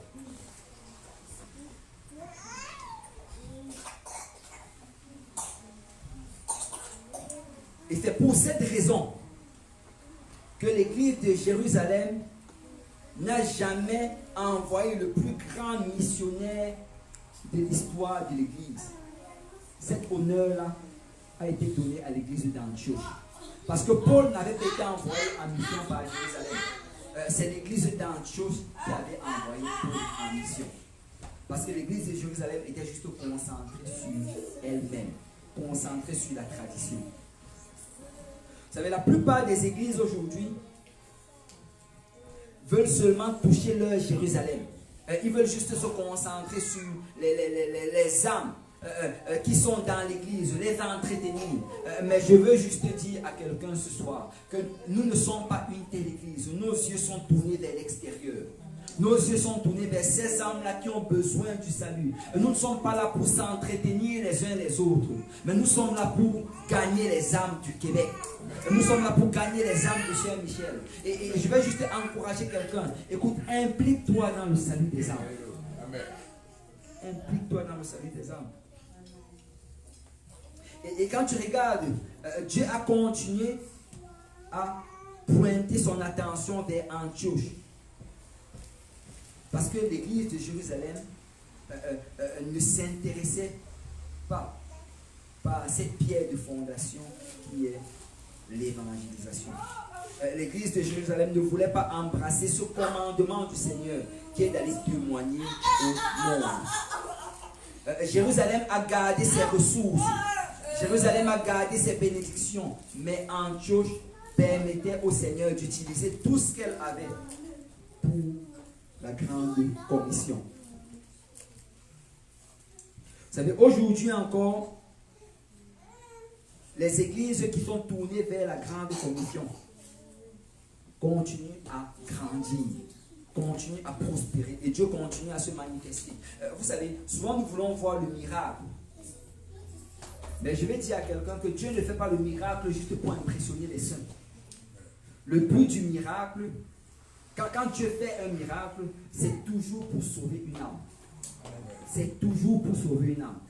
Si tu veux voir le miracle, commence à t'impliquer. Vous savez, si je commençais à raconter le nombre de choses que j'ai vécues quand j'ai enseigné des études bibliques, on passerait juste toute la soirée à le faire. Et certains d'entre nous, je suis sûr, ici, on a les témoignages que quand on évangélisait, parce que Dieu vraiment se manifeste puissamment quand tu commences à gagner tes âmes.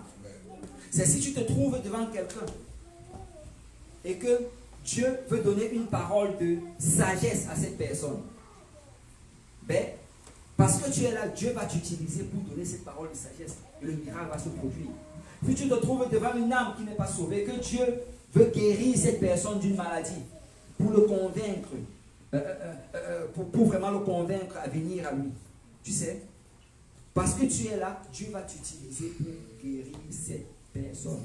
Et on doit vraiment réaliser que si nous voulons voir Dieu se manifester puissamment, c'est quand nous allons nous impliquer dans le salut des âmes. Amen.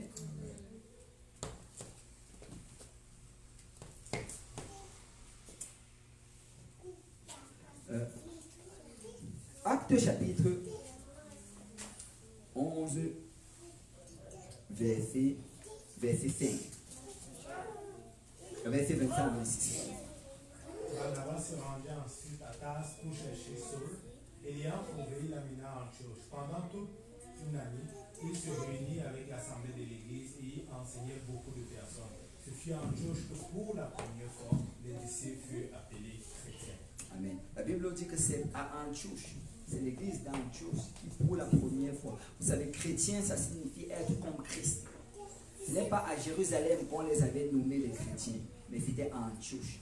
Pourquoi? Parce que l'église d'Antioche ressemblait à Christ. L'église d'Antioche était intéressée par le salut des âmes. Être un chrétien, ça ne veut pas dire... Tu n'es pas un chrétien parce que tu danses dans la maison de Dieu. Mais tu es un chrétien si tu ressembles à Christ et tu es intéressé par le salut des âmes. Et il y a vraiment deux modèles d'église dans le Nouveau Testament. Il y a l'église de Jérusalem, il y a l'église d'Antioche.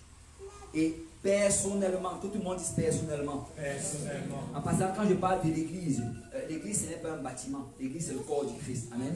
Donc, tu es l'église, je suis l'église. Donc, personnellement, nous sommes soit comme l'église d'Antioche, soit comme l'église de Jérusalem. Et réellement, le choix nous appartient.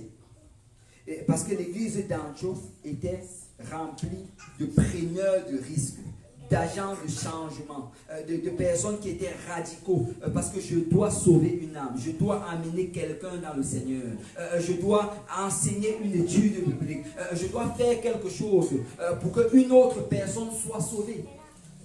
Tel était le bâtiment du cœur de l'église d'Antioche. Romains 1, verset 19. Verset 16, pardon. Car je n'ai point honte de l'évangile. C'est une puissance de Dieu pour le salut de quiconque croit, du juif premièrement, puis du grec. Et ça, c'est Paul qui le déclarait. Il dit, je n'ai point honte de l'évangile de Jésus-Christ. Je n'ai pas honte d'aller annoncer l'évangile à quelqu'un. Je n'ai pas honte de dire à quelqu'un que tu as besoin de servir le Seigneur. Tu as besoin d'obéir à l'évangile. Je n'ai pas honte de dire à quelqu'un, écoute, ta vie peut-être aujourd'hui va dans une mauvaise direction, mais si tu viens à Dieu, tu auras la joie, tu auras la paix, tu auras la sécurité. Je n'ai pas honte de l'évangile. C'est ça que Paul est en train de dire. Il dit, car c'est une puissance de Dieu pour le salut de quiconque croit, du juif premièrement, puis du grec. C'est par l'évangile que tout le monde va être sauvé. Alors je ne peux pas avoir honte de cela. Vous savez, c'est comme si c'est quelqu'un qui a trouvé un médicament pour guérir sa maladie. Et là, il voit une autre personne qui a cette maladie qu'il avait. Et il est embarrassé, il a honte d'aller lui dire que voici vraiment le médicament. Et ça, c'est vraiment l'état d'un chrétien qui ne peut pas partager ce que Dieu a fait avec lui. Parce que cette autre personne est malade. Cette autre personne a besoin de ce que tu as. Et nous ne devons pas avoir honte de la partager. Vous savez, chacun d'entre nous, si tu peux aller au prochain, chacun d'entre nous, nous sommes soit un missionnaire ou alors un champ de mission. Soit tu es un missionnaire, soit tu es un champ. Il n'y a pas de position au milieu en fait. Soit tu es en train de travailler sur des gens, soit on est en train de travailler sur toi. Mais ne restons pas un champ de mission pour notre vie. Amen. Nous devons être des missionnaires. Matthieu chapitre 4, verset 19. Il a dit, suivez-moi et je vous ferai pécheurs d'hommes. Suivez-moi et je vous ferai pécheurs d'hommes. C'est quand Jésus a appelé ses disciples, il disait, je vais faire de vous des pécheurs d'hommes. Je vais faire de vous des gens qui vont gagner des âmes. En fait, si on n'est pas en train de pécher, ça veut dire qu'on n'est pas en train de suivre. Wow. Bon, on va parler, on va essayer de finir maintenant avec ça. On va parler de ce que nous croyons au sujet de l'évangélisation. Dans quelle direction l'évangélisation doit être orientée? Amen. Ok, si tu peux aller à la prochaine acétate. L'évangélisation doit être orientée par quoi? C'est quoi qui doit diriger notre évangélisation? Je crois que jusqu'à présent, nous avons compris que nous devons évangéliser. Amen. Nous avons compris que nous devons être impliqués d'une certaine manière dans le salut des âmes. Donc maintenant, on va parler de la manière. Que tout le monde dise manière. Comment est-ce qu'on va être, comment est-ce qu'elle doit être orientée? Parce que nous ne voulons pas juste évangéliser n'importe comment. Nous voulons le faire de la bonne manière. Regardez, la première chose vers quoi ça doit être orienté, c'est d'abord vers ta propre personnalité. En fait, les chrétiens doivent être de bonnes nouvelles avant de partager la bonne nouvelle. C'est souvent ce qu'on manque. Nous devons être d'abord nous-mêmes une bonne nouvelle. Est-ce que quand ton collègue de travail te voit, il te voit comme une bonne nouvelle? Parce que souvent nous pouvons parler de Dieu de notre bouche, mais nos actions montrent le diable. il faut qu'il voie d'abord Christ en nous. Il faut qu'il voie dans notre attitude, dans nos actions, dans notre tempérance, dans la manière vraiment comment on agit. Tu sais, il y a certains chrétiens qui ont tellement un mauvais caractère que quelqu'un du monde se sent même encore mieux que lui. Je ne sais pas, lui va dans telle église, mais je n'ai pas besoin d'aller là-bas parce que la manière comment il est là, je crois que c'est lui qui en a besoin. Parce que nous devons être une bonne nouvelle. Amen. Le plus grand témoignage, c'est d'abord par notre propre personne. La manière comment on parle. Et en passant, il y a une chose importante. Vous savez, la maturité chrétienne se voit plus dans la réaction que dans l'action. La maturité se voit plus dans la réaction que l'action. L'action, nous pouvons être des acteurs. Tu peux tout arranger, tout aligner, mais la réaction, ça te surprend. Tu vas voir un chrétien, il va venir, il va te parler posément, il va être gentil avec toi, il va t'aider, mais dès que tu lui fais quelque chose de mal, il te répond, tu es choqué. Je dis que donc ça, il y avait cette chose-là dans son cœur. Et réellement, nous devons travailler sur ce qui est à l'intérieur. Nous devons travailler sur ce qui est à l'intérieur, avoir une vie de prière, avoir un temps de jeûne. Vraiment, nous devons travailler avec ce qui est à l'intérieur parce que ce sont nos réactions qui vont parler.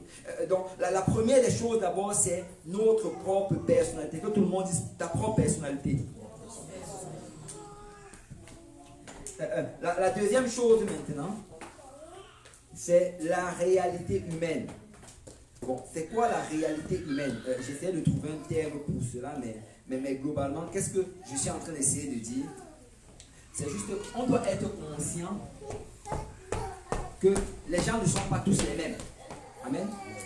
Il y a certaines personnes que tu vas faire juste un peu d'effort, ils vont venir à Dieu. D'autres personnes que ça va prendre beaucoup plus d'efforts. Il y a certaines personnes que tu vas juste appeler une fois, il va venir dans la maison du Seigneur. Il y a une autre personne que tu dois beaucoup appeler. Il y a certaines personnes que tu dois juste lui donner l'adresse de l'église. Mais il y a d'autres personnes qu'il faut que tu ailles toi-même les chercher. On doit être conscient que ce n'est pas parce que toi tu es fort que tout le monde est fort. Amen. Et c'est ça la réalité humaine. Et en passant, si tu es fort dans un domaine, ben, tu es faible dans un autre domaine. Et on doit juste être... On n'a pas tous le même niveau de force. Et souvent, si tu es fort, c'est parce que Dieu veut t'utiliser pour aider les faibles. Si tu as une voiture, c'est parce que Dieu veut t'utiliser pour aider ceux qui n'ont pas de voiture. Si tu as de l'argent, c'est parce que Dieu veut t'utiliser pour payer la carte de métro à quelqu'un d'autre pour qu'il vienne. En fait, je dis ça parce que souvent, quand les gens n'ont pas de voiture, tu dis « Oh non, j'ai pas de voiture, il faut appeler tel frère. » Non, tu peux payer le plus à cette personne-là. D'une certaine manière, on doit être conscient de la réalité humaine. Il y a des personnes que tu vas beaucoup t'investir dans eux, plus que d'autres. Et c'est la réalité humaine. Troisième chose, le travail d'équipe. Que tout le monde dise travail d'équipe. Une personne qui vient à Dieu, c'est comme une chaîne avec de nombreux liens. Avec de nombreux, comment on les appelle encore, maillons? On appelle ça des maillons. Des maillons. Mais un chrétien qui vient à Dieu, il est connecté avec beaucoup d'autres personnes. Tu n'es pas toute la chaîne à toi seul.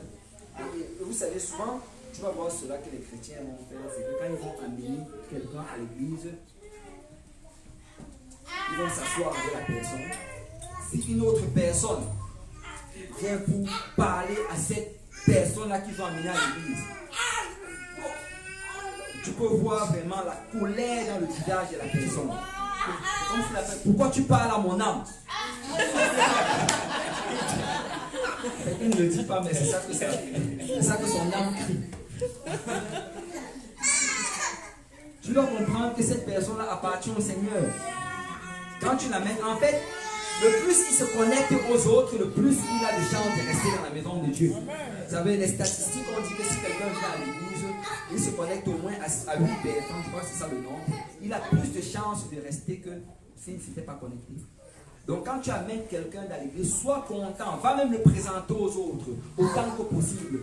Ce n'est pas ton âme, ce n'est pas ton trophée, ce n'est pas je ne sais pas, ta couronne. C'est un travail d'équipe. Amen. C'est un travail d'équipe. La quatrième chose maintenant, nous devons avoir la conscience de l'éternité. Amen. Vous savez, une âme vaut plus que le monde entier. C'est pourquoi pour le salut des âmes, nous devons être prêts à investir. C'est sauver une âme, ça va te coûter de ton temps, ça va te coûter de ton argent, ça va te coûter même du sommeil, ça va te coûter beaucoup. Mais nous devons être volontiers à investir pour le salut des âmes. Amen. Ok, là on va aller avec ce tableau-ci. Et ici maintenant, qu'est-ce qu'on va faire? C'est qu'on va parler du style d'évangélisation. Amen. Bon, il y a plusieurs styles d'évangélisation.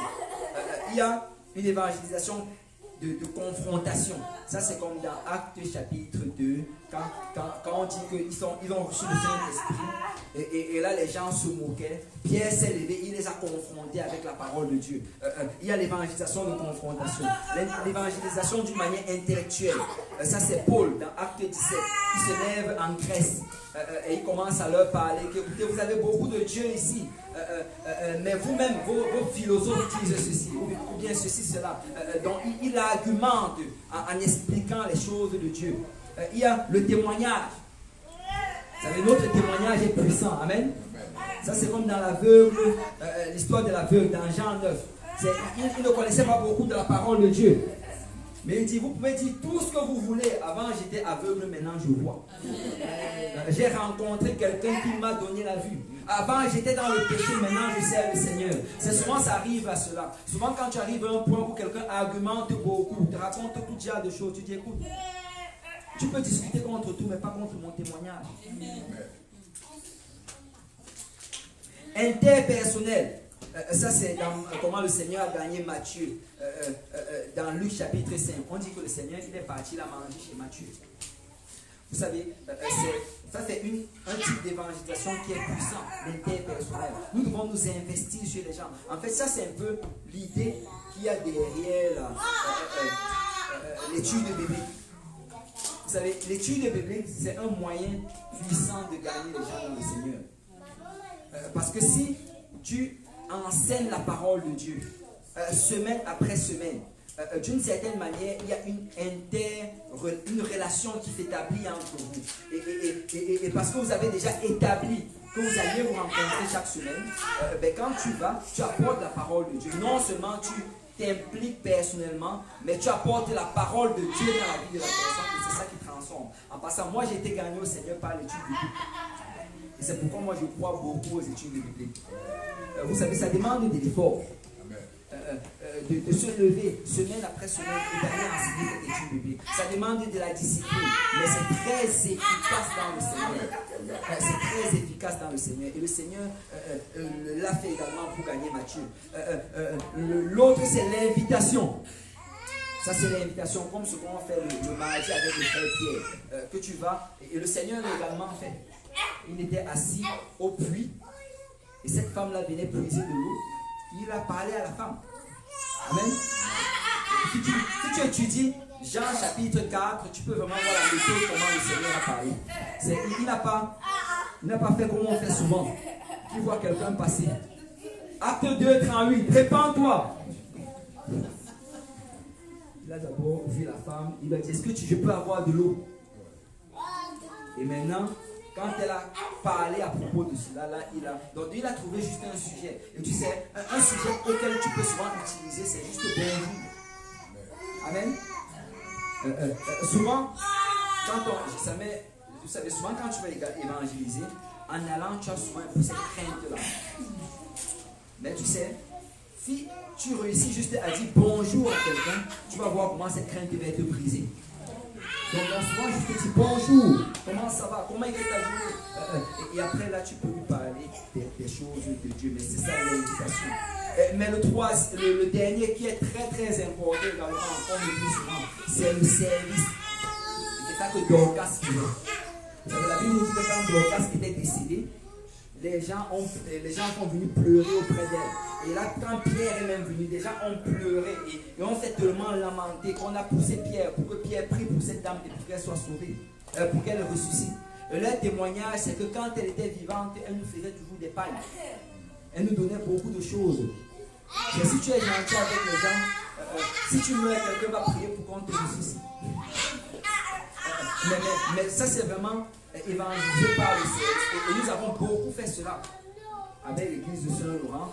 Et moi, je crois que nous devons continuer à faire ces choses, même à l'église de Saint-Michel. Je me rappelle, il y a de cela quelques années, ce qu'on faisait vraiment, dès que quelqu'un voulait un déménagement, on se levait tous, on allait et on aidait la personne à déménager.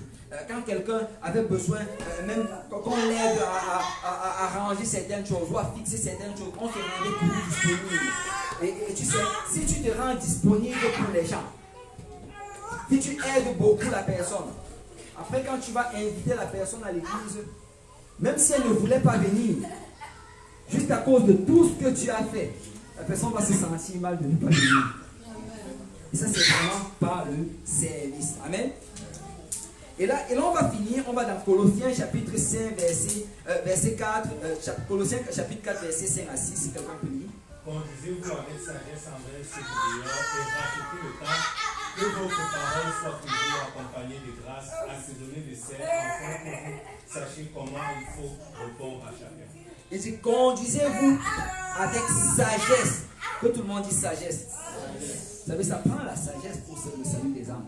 Là, tu ne parles pas aux gens n'importe comment. Vous savez, avant de parler, réalisons toujours que notre but, c'est de sauver l'âme. Amen. Un chrétien doit oublier les critiques. Un chrétien doit oublier. Ne faites pas les commentaires sur le poids de quelqu'un. Ne faites pas les commentaires sur la manière comment la personne s'est habillée. Si vous voulez faire des commentaires, que ce soit que des commentaires positifs. Si tu trouves que la personne est mal habillée, eh bien ne dis rien. Amen. Parce que nous devons être intentionnels. Souvent, nous brisons ce que le Seigneur veut faire juste par les commentaires légers. Amen.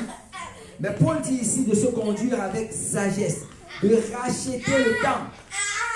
Et que votre parole soit toujours accompagnée de grâce, assaisonnée de sel, afin que vous sachiez comment il faut répondre à chacun. 1 Pierre chapitre 3, verset 15. Mais sanctifiez dans vos cœurs Christ le Seigneur, étant toujours prêt à vous défendre avec douceur et respect, devant quiconque vous demande raison de l'espérance qui est en vous. Se défendre avec douceur et respect, n'argumente pas. C'est mieux de perdre l'argument, mais de gagner l'âme. Amen. Nous devons réaliser que tout ce que nous faisons, c'est pour le salut des âmes. Et Matthieu 9, 37.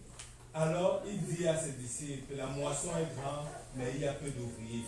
Priez donc le maître de la moisson d'envoyer des ouvriers dans sa moisson. Amen. On va tous se lever dans la présence du Seigneur. Dans Matthieu, ici, le Seigneur, il donne sa requête de prière. Ça, c'est la seule requête que le Seigneur a donnée.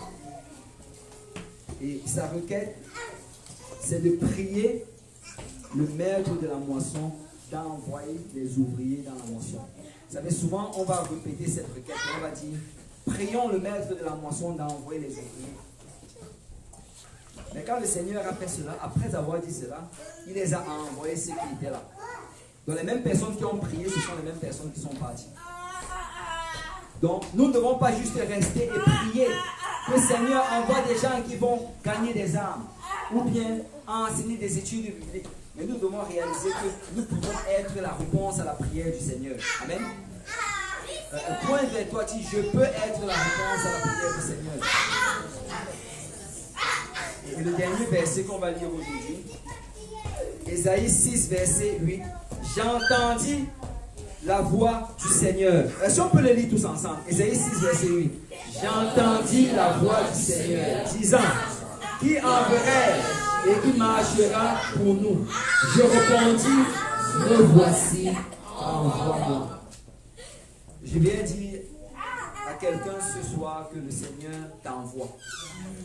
Le Seigneur t'envoie. Réalise que Dieu s'attend à ce que tu évangélises. Réalise que Dieu s'attend à ce que tu invites quelqu'un dans sa maison. Dieu s'attend à ce que tu fasses l'effort pour cela. Et si tu le fais, tu vas voir la main de Dieu puissamment agir dans ta vie. Amen. Alléluia. Si on peut prier. Alléluia. Seigneur Dieu Tout-Puissant, nous venons te dire merci. Merci pour ta parole. Merci Seigneur pour la révélation, Seigneur, de tes Écritures. Alors que nous réalisons, Père, que tu nous appelles tous à la grande commission. Père, nous prions ce soir afin que cet enseignement, Papa, Seigneur, que ce ne soit pas juste, Seigneur, pour un moment, mais que nous saisissons de cela et que nous devenons réellement, Seigneur, ceux-là, Père, qui font des disciples, ceux-là qui évangélisent, ceux-là qui invitent des gens dans ta maison. Père, que nous ayons toujours à cœur le salut des âmes, Papa. Nous réalisons que c'est le battement de ton cœur et nous voulons que cela fasse également battre notre cœur, Papa. D'amener une autre âme, Seigneur, pour qu'elle soit sauvée. Papa, je prie, Seigneur, que chaque personne, Seigneur, sous le timbre de ma voix, ressente un fardeau, Seigneur. Seigneur, réponde à l'appel et s'implique d'une manière ou d'une autre, Seigneur, afin de gagner, Seigneur, ce peuple, Papa, qui vit dans les ténèbres. Papa, je prie, Père, afin que tu nous amènes, Papa, d'une manière ou d'une autre, selon ta parole, Papa. Être conscient, Seigneur, que si nous n'agissons pas, plusieurs, Seigneur, vont se retrouver en enfer, Papa.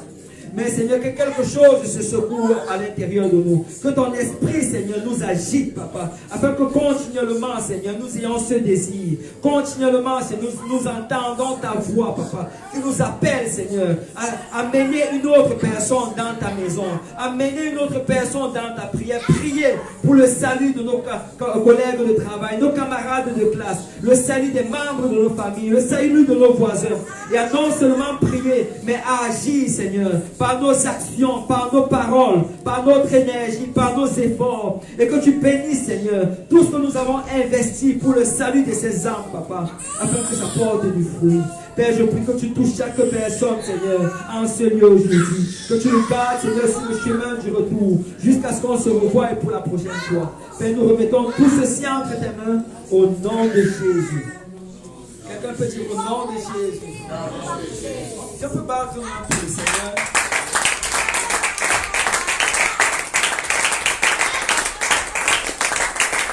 Alléluia. Alléluia. Si quelqu'un peut dire, me voici. Me voici. Amen. Si on peut se tourner, on va serrer la main de nos voisins. Et si vous avez des questions, vous pouvez les poser.